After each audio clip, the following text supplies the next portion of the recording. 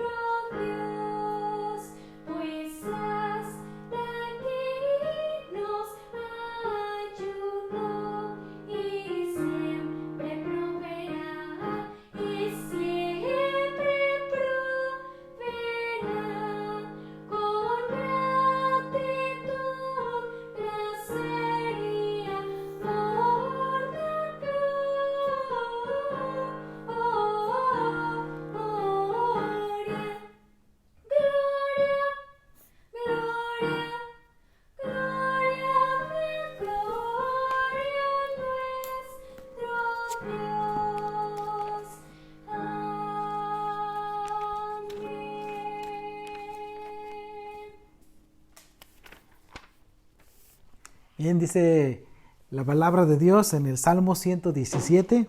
Ese es el salmo más pequeño que hay en la Biblia. Y dice así, Salmo 117. Alabad a Jehová, naciones todas, pueblos todos, alabadle, porque ha engrandecido sobre nosotros su misericordia, y la fidelidad de Jehová es para siempre. Aleluya. Entonces es un llamado a nosotros para engrandecer el nombre de nuestro Dios, alabarle con todas nuestras fuerzas, con todo nuestro corazón, con toda nuestra mente, entregando nuestra vida a Él. Les invito a entonar el siguiente canto, que es Alabaré al Señor.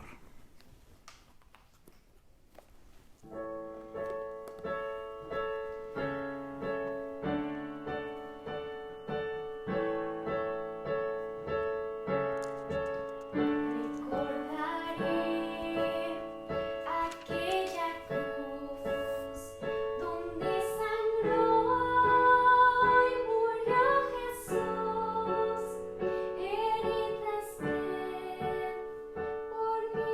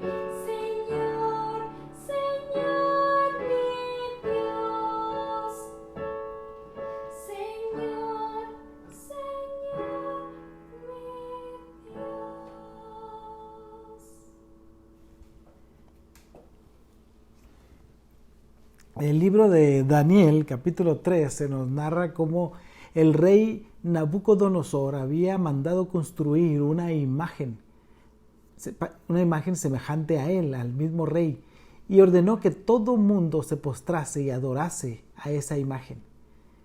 Jóvenes entregados a Dios decidieron no postrarse ni adorar a la imagen que Nabucodonosor había creado. Y como él había dado un decreto del que no se postrase ante esa imagen, iba a ser lanzado a un horno de fuego. Entonces los amigos de Daniel, descritos en este libro, Sadrach, Mesach y Abednego, no adoraron a la imagen. El rey Nabucodonosor se enojó tanto y los mandó echar allí en el horno de fuego. Ellos dijeron: sepas, oh rey, que no serviremos a tus dioses, ni tampoco adoraremos la estatua que has levantado. Cuando los jóvenes fueron metidos en el horno de fuego, el rey Nabucodonosor se dio cuenta que de 3 jóvenes que habían echado dentro del horno, había 4 que se veían allí en el horno de fuego, y los mandó a sacar.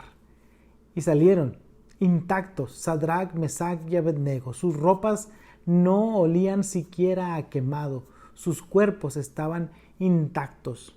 El ángel de Jehová los protegió de fallecer allí quemados por no haber adorado a la imagen del rey Nabucodonosor.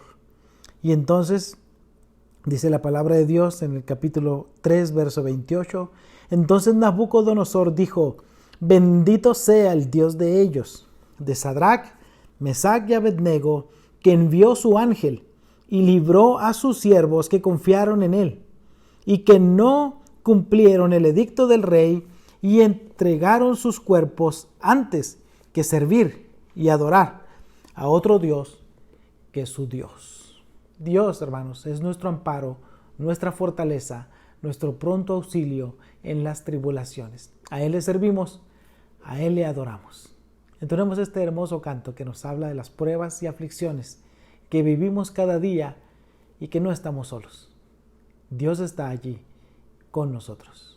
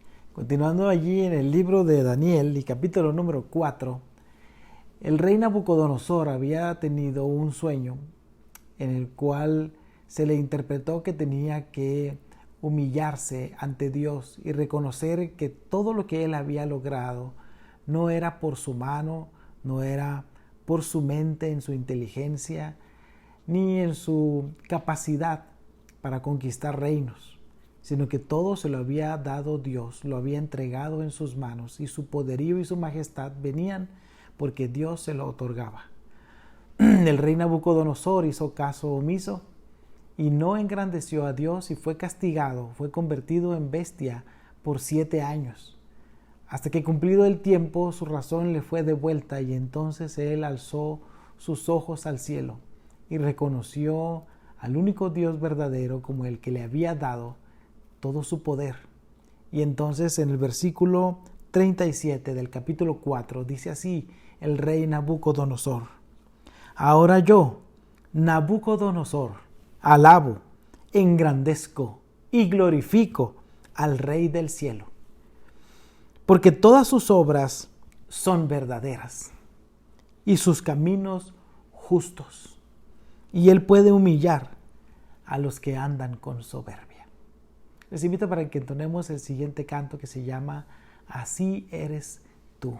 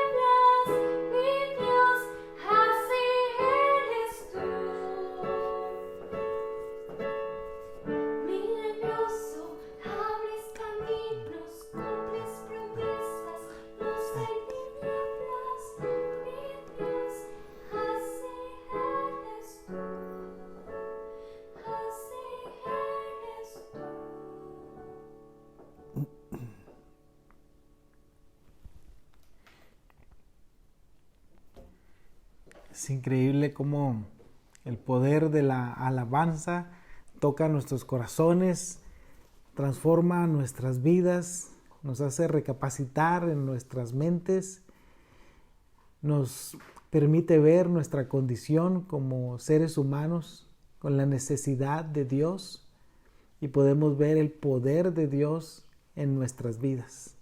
Me pone la piel, como dicen, de gallina cuando pensamos en la letra de estos cantos y cómo ellos nos permiten acercarnos a Dios. El poder que la alabanza tiene es inimaginable. Le invito a que siempre esté con ese corazón dispuesto para alabar a Dios. Que aunque a lo mejor no seamos muy agraciados en la voz, le invito para que cante con todas sus fuerzas, con todos sus pulmones, bien intensamente y de todo corazón para engrandecer el nombre de nuestro Dios. Así, habiendo entonado estos cantos, les invito a que vayamos a la palabra de Dios, en el Evangelio de Mateo, capítulo 13. Vamos a orar en lo que tenemos lista esta porción. Les invito para que cierren sus ojos. Dios Todopoderoso, te damos gracias en esta hermosa mañana que nos permite, Señor, venir delante de ti para alabar tu nombre, para exaltarte. Y hoy, Señor, con un corazón humillado, te pedimos perdón por nuestros pecados, por nuestras faltas. Te rogamos, Señor, que nos perdones y nos permitas, Señor, estar en paz, Señor, contigo. Te rogamos también que hables a nuestros corazones en esta tarde a través de tu palabra. Te ruego por mí, Señor, para que me permitas hablar tu palabra con poder, con valor, y que todos, Señor, mis hermanos, seamos edificados a través de ella. Te rogamos esto con acción de gracias y también rogándote por nuestros hermanos enfermos en la iglesia para que les guardes y les protejas, les sanes, les quites toda molestia, Señor, de sus cuerpos y fortalezcas, Señor, sus vidas, sus cuerpos y sobre todo fortalezcas la vida espiritual de nuestra iglesia, Señor. Te lo rogamos en el nombre que es sobre todo nombre, el nombre de Jesús. Amén. Habíamos estado viendo, hermanos, una serie de predicaciones llamada Viviendo la vida cristiana. Hemos culminado ese tema donde aprendimos muchas cosas de cómo la palabra de Dios nos insta, nos exhorta, nos anima a reflejar a Cristo en nuestras vidas. Hoy vamos a cambiar y vamos a ver una serie también de predicaciones basada en las parábolas que encontramos de Jesús en los evangelios. Para esto les pido entonces que vayamos al Evangelio de Mateo y capítulo número 13, que es la primera parábola descrita en este primer evangelio. El Evangelio de Mateo, capítulo número 13, dice así: Aquel día salió Jesús de la casa y se sentó junto al mar. Y se le juntó mucha gente y entrado él en la barca, se sentó y toda la gente estaba en la playa. Y les habló muchas cosas por parábolas. Jesús empieza a enseñar en los capítulos anteriores en Mateo muchas analogías. Y estas enseñanzas que Jesús está dando compara situaciones de la vida para que las personas las pudieran comprender y así interpretar lo que Jesús les quería decir. A partir del capítulo 13, Jesús empieza a narrar estas analogías y lo describe él como parábolas, que era una forma de enseñanza en esos tiempos del judaísmo, donde el objetivo aquí lo menciona Mateo capítulo 13. Jesús les habla por parábolas, que son historias que relatan sucesos de la vida y también sucesos importantes donde son comparados unos con otros y tienen un objetivo en particular, que las personas, los incrédulos, los que no creen en Cristo, no puedan comprender lo que Jesús les quería decir. Y tenía también como objetivo que los cristianos, los que creen en Jesús, pudieran comprender esas enseñanzas. Dice Mateo 13, verso 11 al 12. Él respondiendo les dijo: porque a vosotros os es dado saber los misterios del reino de los cielos, mas a ellos no les es dado. Es decir, Jesús está explicando a los discípulos, a los 12, porque ellos le preguntaban a Jesús: pues es que no entendemos. Entonces Jesús les dice, pues es que esto es para que ustedes lo entiendan, porque a ustedes les es dado que conozcan los misterios del reino, pero a los incrédulos no. Estas enseñanzas no son para los incrédulos, es para que ellos no entiendan la verdad, pero que ustedes como mis hijos sí puedan entender la verdad. Ese era el objetivo. Versículo 12.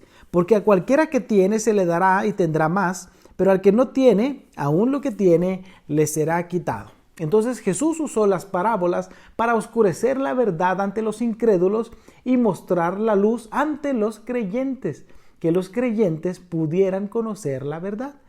Y se refiere específicamente a los misterios del reino. Jesús describe en Mateo capítulo 13 estas parábolas como los misterios del reino. Vamos a ver a lo largo de los próximos domingos varias parábolas. 7 parábolas se mencionan en el Evangelio de Mateo capítulo 13 y Jesús las clasifica como los misterios del reino. ¿Qué quiere decir esto? Jesús narra en estas parábolas la presencia del Evangelio en el mundo, desde el momento en el cual Él viene haciéndose como nosotros. Él se hizo hombre por amor a nosotros, se humilló tomando forma de siervo, y desde ese momento Jesús inició su ministerio, como lo dicen los evangelios. Aquel verbo fue hecho carne y vimos su gloria, gloria como del unigénito del Padre, lleno de gracia y de verdad. Aquella luz vino al mundo para aluzarnos cuando estábamos en tinieblas. Entonces Jesús inicia su ministerio y Él describe en Mateo capítulo 13 cómo empieza a expandirse el Evangelio, como Él lo narra en la semilla que es sembrada y entonces en algunos momentos da fruto, se multiplica y entonces aumenta el número de personas que creen en Cristo. Entonces Jesús narra en Mateo 13, en los misterios del reino, la presencia del Evangelio en el mundo desde que la semilla es sembrada, desde los tiempos de Jesús hasta el tiempo de la siega, el tiempo en que el fruto será llevado a los cielos, será arrebatado. Mateo 13 describe entonces así cómo es necesario que los cristianos estén entre el mundo y una relación que hay entre el trigo y la cizaña.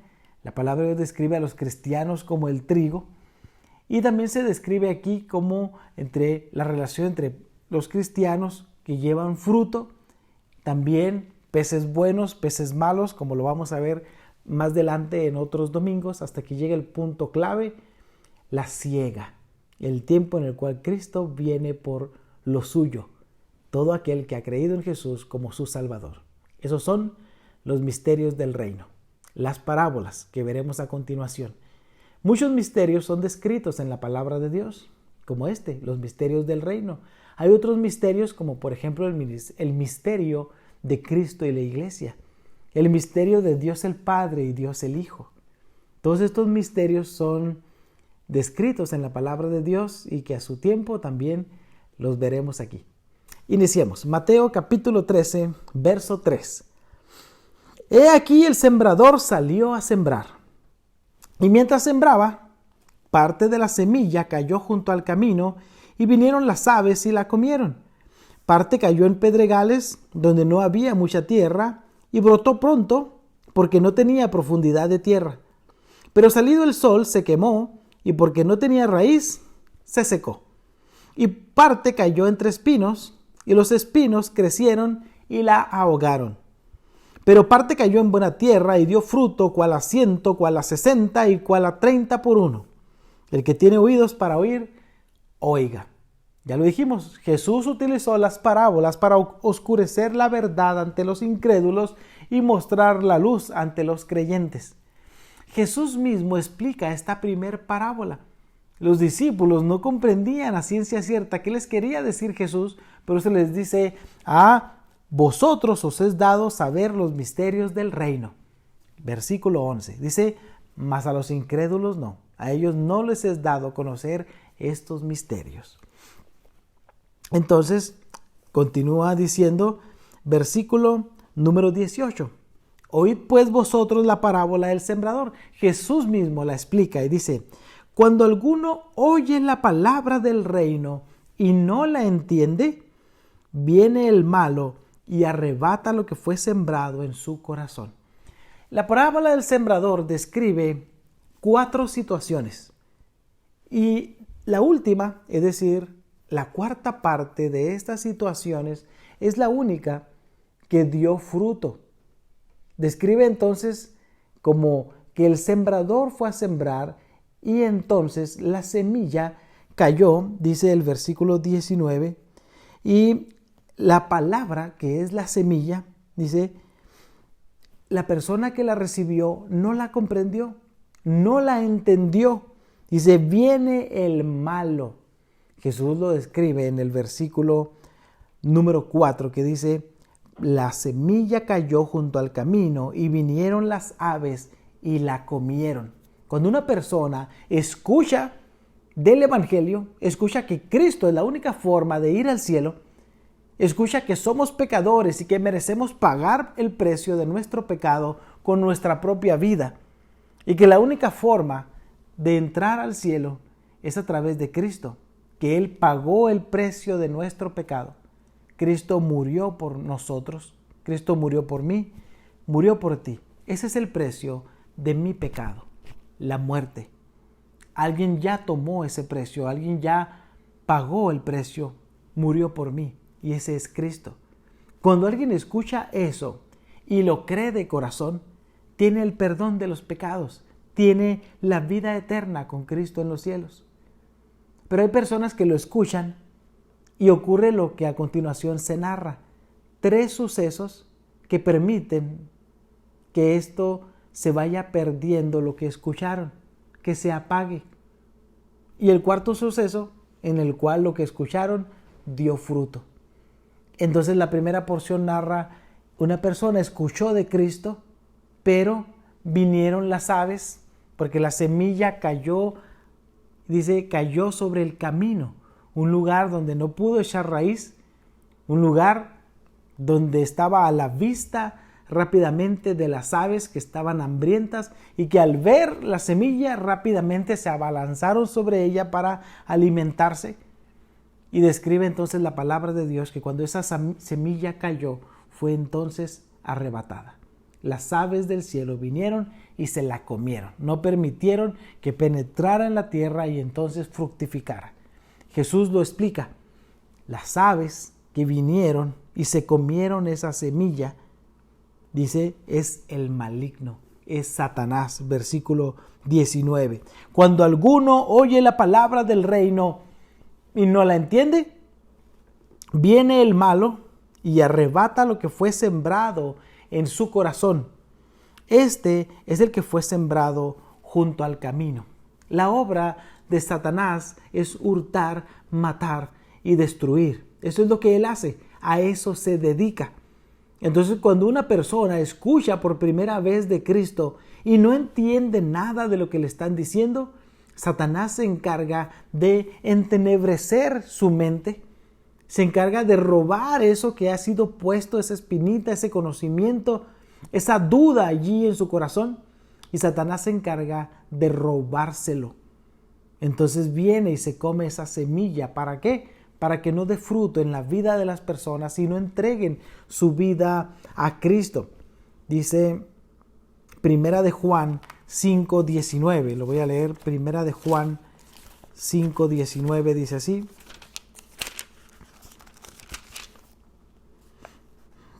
sabemos que somos de Dios y el mundo entero está bajo el maligno. Es decir, que la obra de Satanás está siendo controlada por él cuando él viene a hurtar, matar y destruir, y él no quiere que nadie se rinda a los pies de Cristo.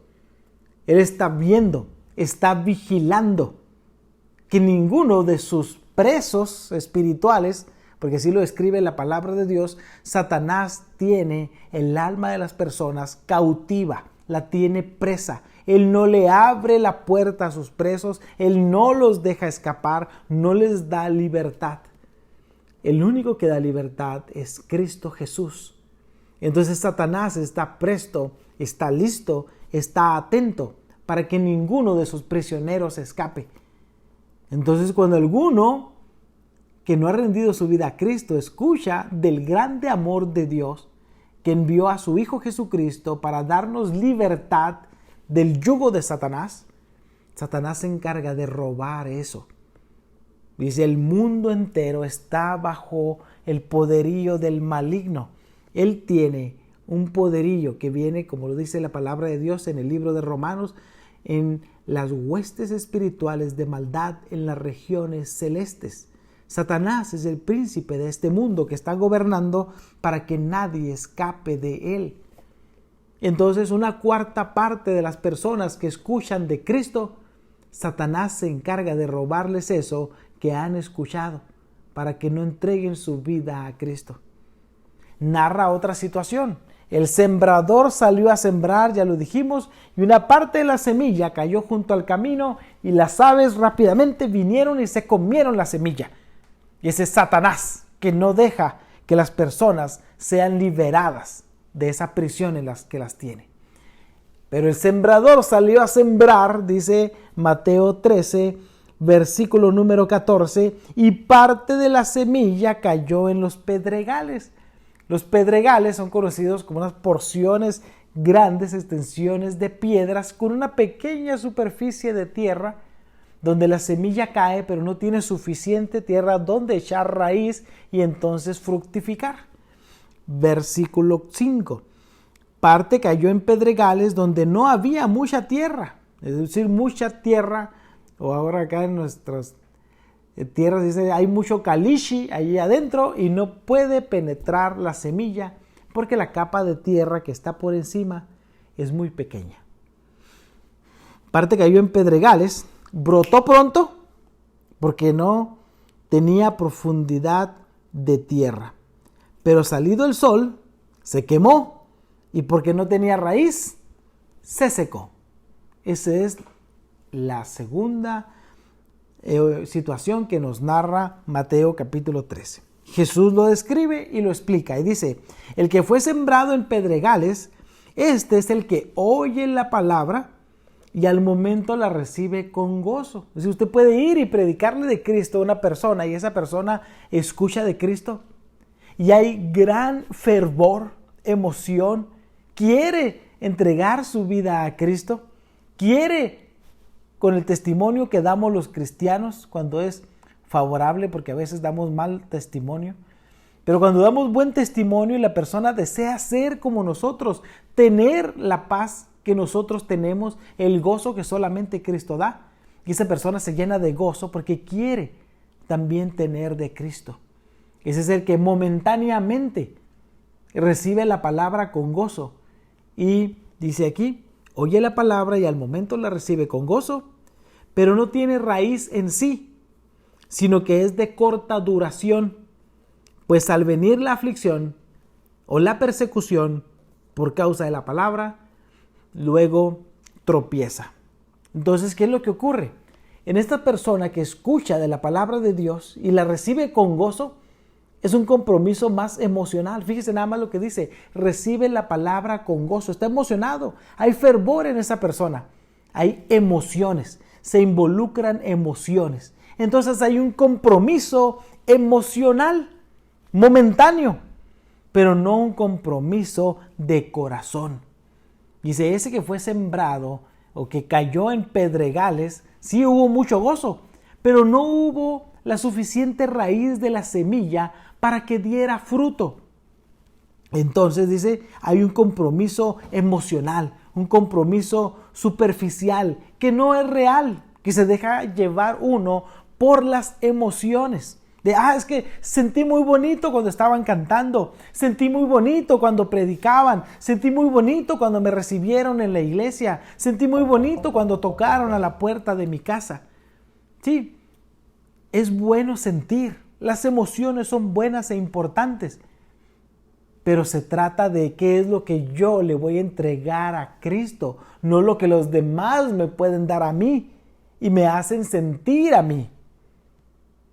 Cuando nosotros no entregamos nuestra vida a Cristo, en ese momento que escuchamos de Cristo y hacemos un compromiso más emocional que lo que es verdadero, un compromiso de corazón, entonces es cuando emocionalmente nos estamos extasiados con mucho fervor, mucho gozo, mucha emoción y felicidad. Pero cuando viene la prueba, la aflicción, como dice ahí, salió el sol.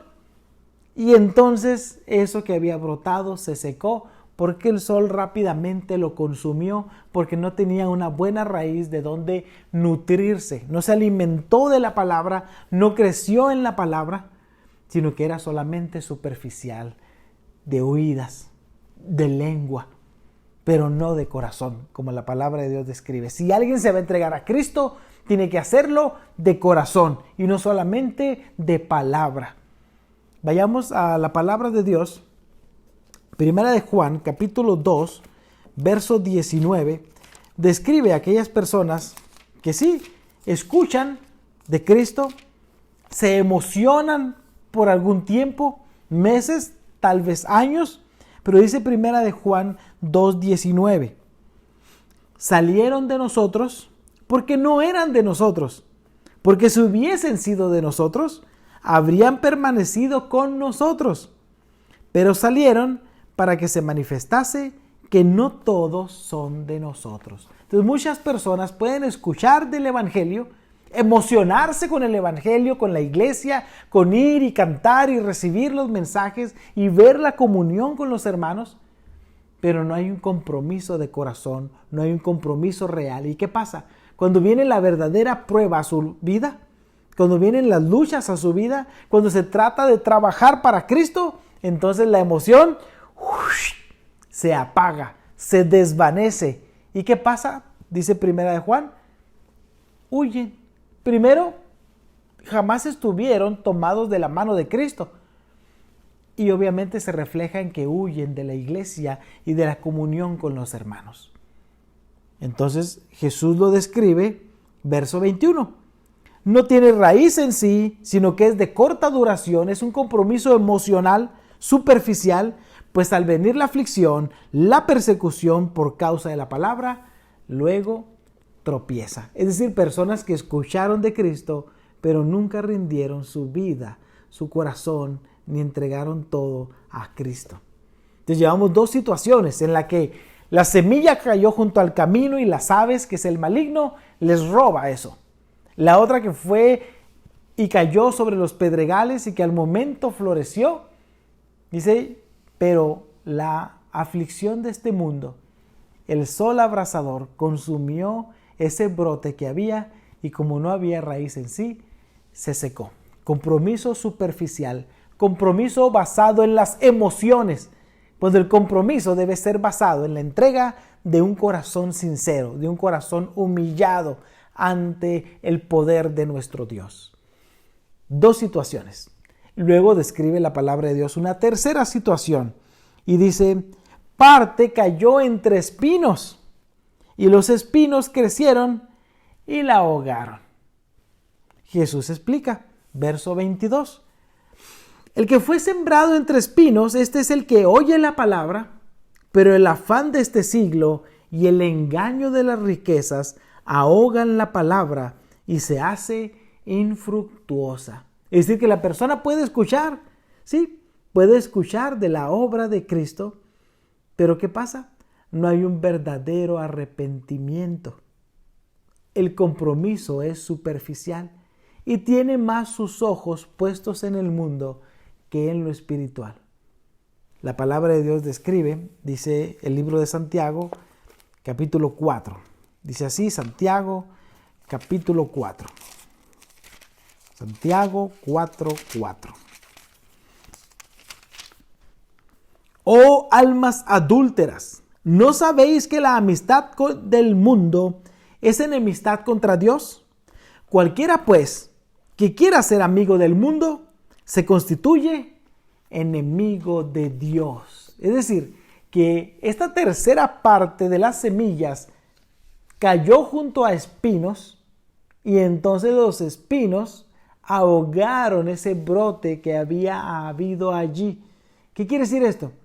Que esa persona que escuchó de Cristo Sí escuchó, tuvo un compromiso superficial, pero no de corazón, de tal forma que tenía su vista puesta en las cosas del mundo. Consideró las prioridades. Esta es la tercera parte de las semillas. Esta semilla dijo, ¿qué es más importante para mí? ¿Dios o yo mismo? Y dio prioridad al yo. El mundo le ofrecía más cosas, a su parecer, que lo que Cristo en su más grande poder le estaba ofreciendo. Y dice, no, yo prefiero el placer, yo prefiero el mundo, prefiero hacer negocios con el mundo, prefiero vivir el aquí y el ahora y dar rienda suelta a mi vida. Dice, puso su vista en el dinero, puso su vista en el afán de este mundo.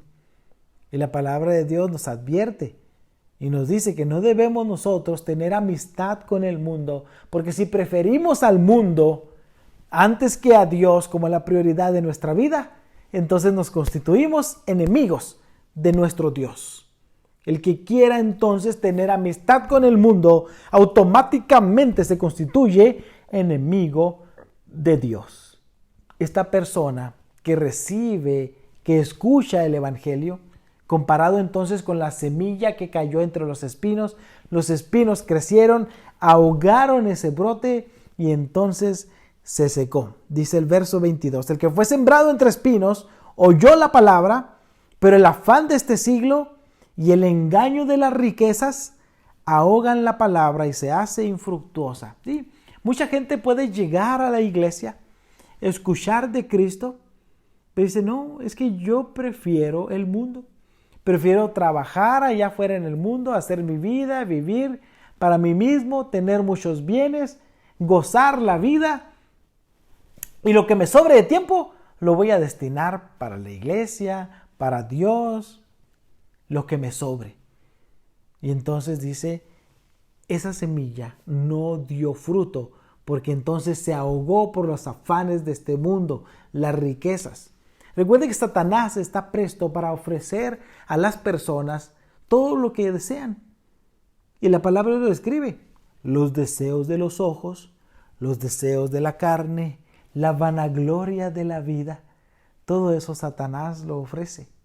Y muchos se van tras ello porque no prefieren humillarse, arrepentirse, dar el primer lugar a Dios en su vida, glorificarle con sus bienes, exaltarle. Eso se les hace aburrido y prefieren ir y dar rienda suelta a su vida en el mundo. Esos son los que cayeron en la semilla que se sembró entre los espinos, los que dan la espalda a Dios y ponen al mundo como prioridad, los que quieren hacerse amigos del mundo. Eso es lo que Satanás está ofreciendo. Y entonces dice aquí, el que fue sembrado entre espinos oyó la palabra y el afán de este siglo y el engaño de las riquezas ahogan la palabra y se hace infructuosa, es decir, no lleva fruto. Llevamos entonces 3 lugares en los cuales ha caído la semilla, que es la palabra de Dios, que es llevada por personas que han rendido su vida a Cristo para compartir el evangelio con todos. Unos, el maligno les robó lo que habían escuchado. Otros, su compromiso fue superficial y no quisieron comprometerse con Cristo. Los afanes de este mundo los apartaron. El que cayó entre espinos prefirió el afán del mundo con las riquezas y no decidió rendir su vida a Cristo de corazón. Las emociones que habían surgido cuando escucharon de la palabra de Dios se fueron apagando día con día hasta que entonces no dio fruto. 3 terceras partes no llevaron fruto. Y se describe entonces que el sembrador arrojó la semilla en una tierra que era fértil. Versículo 8. Pero parte cayó en buena tierra y dio fruto, cual a 100, cual a 60 y cual a 30 por uno. ¿Qué quiere decir esto? Que la semilla fue a dar a una tierra fructífera. Que entró la semilla, dio su brote, creció y luego vino el fruto. diferentes porcentajes de fruto. Unos 100%, otros 70%, otros 30%, pero en fin había fruto, como lo hemos descrito en otras predicaciones, como en la parábola de los talentos, donde Dios premia la fidelidad, no tanto la cantidad que tú llevas como fruto, sino que te premia el ser constante, el no apartarte, el rendir tu vida a Cristo de corazón, y Él te da este premio a tu fidelidad a Dios. Y entonces Jesús describe, versículo 23, el que fue sembrado en buena tierra, este es el que oye y entiende la palabra, y da fruto, y produce a 100, a 70 y a 30 por uno. Es entonces que la palabra de Dios debe ser llevada a todo lugar. No sabemos nosotros dónde va a caer esa semilla. No lo sabemos. Nosotros somos quienes Dios ha encomendado para que llevemos la palabra, que es la semilla. Hay que ir y sembrar. No sabemos dónde va a caer, pero Dios quiere que vayamos y sembremos. Describe, digámoslo así, un 25% de personas que van a escuchar y van a creer de corazón. El otro 75% van a escuchar, pero no van a rendir su vida a Cristo de corazón. Nuestra labor no es conocer si en qué tipo de tierra cayó. Nuestra labor es ir y llevar esa semilla para que la gente escuche y crea en Cristo. Nosotros no vamos a transformar la vida de las personas, no vamos a hacer que la gente crea en Cristo. El poder lo tiene el Espíritu Santo. Él tiene el poder para que las personas reconozcan su condición de pecado.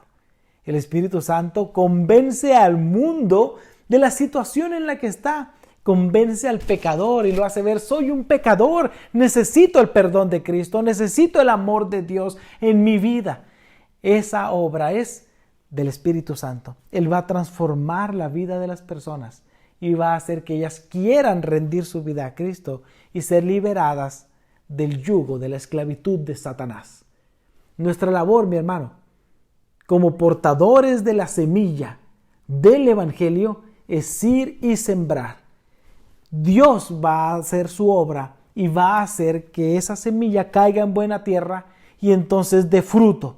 Y la cantidad de fruto la va a dar nuestro Dios. Él va a hacer que algunos fructifiquen más. Dios los va a usar de maneras diferentes para que den fruto. Quiero que vayamos al Evangelio de Juan, capítulo 15, donde se describe a la vid verdadera, que es nuestro Señor. Juan, capítulo número 15. Dice así, Juan 15:1. Yo soy la vid verdadera y mi Padre es el labrador. Jesús es la vid y nosotros somos comparados como los pámpanos, ese brote que tiene ese árbol que es la vid y que cuyo fruto final son las uvas. Entonces dice: ustedes son los pámpanos. Si ustedes no permanecen en mí, no van a llevar fruto. Dice: todo pámpano que lleva fruto será limpiado y entonces llevará más fruto. Dice versículo 10 del capítulo 15. Si guardareis mis mandamientos, permaneceréis en mi amor, así como yo he guardado los mandamientos de mi Padre y permanezco en su amor. Estas cosas os he hablado para que mi gozo esté en vosotros y vuestro gozo sea cumplido. Este es mi mandamiento, que os améis unos a otros como yo os he amado. Y nadie tiene mayor amor que este, que uno ponga su vida por sus amigos. Vosotros sois mis amigos si hacéis lo que yo os mando. Jesús nos está dando una relación especial a nosotros como sus hijos en esta vida. Nos dice: ustedes son mis amigos. Ustedes pueden pedirme a mí lo que quieran. Ustedes tienen que obedecerme, porque somos sus amigos, somos sus siervos, somos su creación y hemos rendido nuestra vida a Él. Y Él te dice: tú entrégame tu vida y yo voy a darte lo que tu corazón desea. Dice: pídeme y te será dado. Jesús dice: quiero que estés gozoso. Así que si quieres estar gozoso, obedéceme y pídeme lo que sea. Dice, pedid para que vuestro gozo sea cumplido. Cuando Jesús describe en la vid y los pámpanos acerca del fruto, dice el verso número 5. Yo soy la vid y vosotros los pámpanos, y el que permanece en mí y yo en él, éste lleva mucho fruto, porque separados de mí nada podéis hacer. El que en mí no permanece será echado fuera como pámpano, y se secará, y los recogen, y los echan en el fuego, y arden. Si permanecéis en mí y mis palabras permanecen en vosotros, pedid todo lo que queréis, y os será hecho. Jesús está describiendo algo importante. Cuando una persona recibe el Evangelio escuchándolo y rinde su vida a Cristo, hace un compromiso personal, se rinde de corazón a Él, y no es solamente emociones, gozo y alegría momentáneos, sino que es un arrepentimiento verdadero. Es decir, yo confío en Cristo como mi Salvador, yo rindo mi vida a Cristo. Dice, Dios lo usa de una manera poderosa, de tal forma que lleva fruto, y lo describe en Mateo 13, fruto al 100%, al 70%, al 30%. Dios da ese fruto, pero usa a la persona para que también se multiplique y lleve más almas a Cristo. Y aparte de que Él te da el perdón de tus pecados, la entrada al cielo, sin que nosotros lo merezcamos, Él por su pura gracia y su amor nos lo regala. Todavía aparte de eso, te dice, trabajas para mí y yo voy a bendecir tu vida. Todo lo que tú quieras pedirme, te lo voy a dar. Quiero que estés gozoso trabajando para mí. Dios es maravilloso y quiere usar tu vida como cristiano. Quiere bendecir tu vida. Pero muchas veces nosotros como cristianos no queremos ser bendecidos por Dios. No queremos trabajar para Dios. Y Dios te llama para que trabajes para Él. Ya les mencionaba al principio, Mateo capítulo 13 describe la presencia del Evangelio en el mundo en estos tiempos y compara los incrédulos y los creyentes. Y dice, los creyentes van a ir y van a sembrar la semilla, y la semilla va a caer en diferentes tierras. Una en el camino, otra en pedregales, otra en espinos, y otra en buena tierra. El 25% de eso va a fructificar y va a llevar más fruto, va a llevar más almas a Cristo. Eso describe. Muchos van a rechazar a Cristo, no quieren nada con Cristo. Satanás se va a encargar de apagarlos.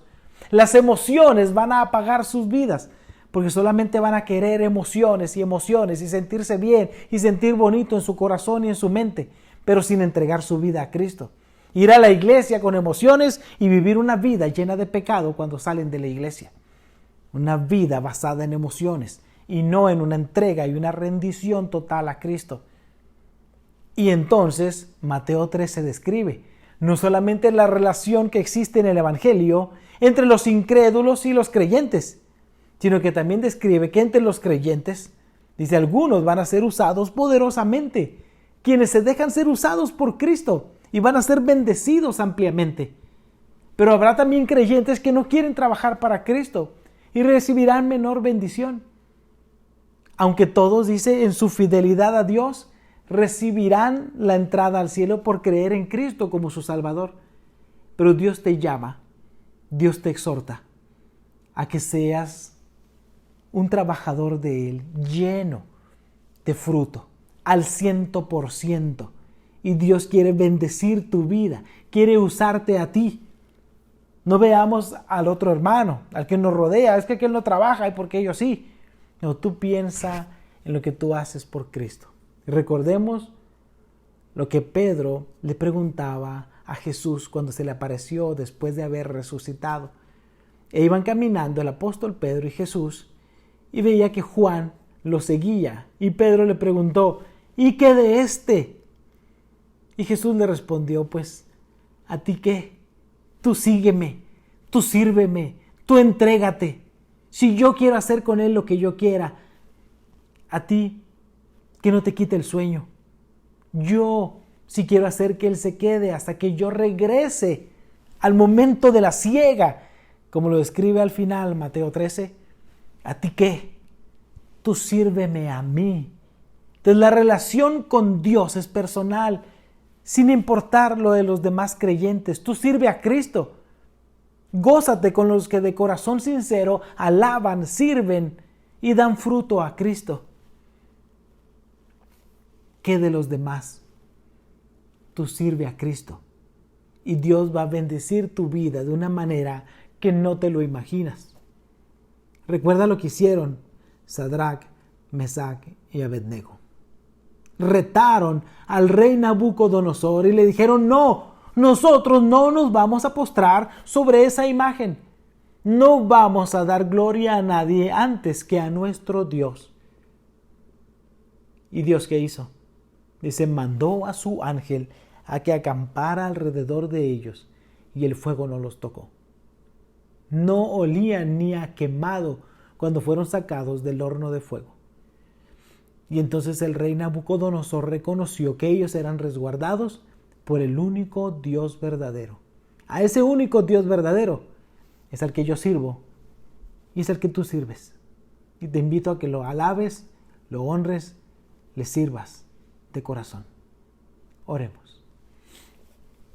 Dios Todopoderoso, hoy te damos gracias, Señor, porque hablas a nuestras vidas.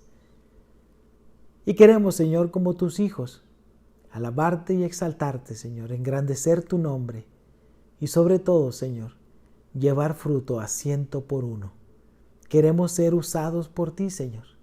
Queremos que tu nombre sea glorificado a través de nuestras vidas y de nuestro testimonio. Úsanos, Señor, en tu obra, en todo momento. Hoy te alabamos y te exaltamos, porque has tenido a bien, Señor, rescatarnos de las garras de Satanás y hacernos tus hijos. Somos pueblo escogido por ti, hechos sacerdotes para interceder por otros, una nación santa, cristianos, hombres y mujeres, santificados por tu gracia. En tu servicio, Señor, hoy te alabamos y nos rendimos ante ti para que nos uses en tu obra en todo momento. Hoy rogamos una bendición especial para nuestros hermanos enfermos en la iglesia. Sánales, Señor. Restáurales, Padre. Recordamos a nuestra hermana Carmen, postrada en cama, Señor, por recuperación de su fractura de cadera. Recordamos, Señor, a nuestros hermanos adultos mayores, con sus dolencias, Señor, en sus huesos, en su cuerpo, o en los malestares, Señor, de su enfermedad por la edad que tienen, con su azúcar, con su presión, con los dolores, Señor, en sus huesos, en sus rodillas, Señor. Bendice a nuestro hermano Jacobo, nuestra hermana Jacobo, nuestro hermano Rodolfo, nuestra hermana Gloria. Bendice, Señor, nuestro hermano Rubén con su tos, Señor, y permítele recuperarse, Señor, cada día más. Rogamos también, Señor, bendición, nuestra hermana Regina, mamá de nuestra hermana Lilian, que recientemente salió del hospital con su diálisis, Señor. Permítele restablecerse cada día más. Ponemos en tus manos también a nuestra hermana Betty, Señor, con estas molestias que ha tenido, Señor, respiratorias. Te rogamos, Señor, que extiendas tu mano poderosa sobre ella y le sanes, Padre Santo. Bendice a todos nuestros hermanos en la iglesia, a los que estén enfermos o a los que estén débiles en la fe, Señor. Fortalécelos, Señor, y hazles ver el poder, Señor, de tu grandeza y lo que tú eres, Señor, el Dios Todopoderoso que cuida y protege de sus hijos. Te alabamos en el nombre que es sobre todo nombre, el nombre de Jesús. Amén. Hermanos, Dios les bendiga.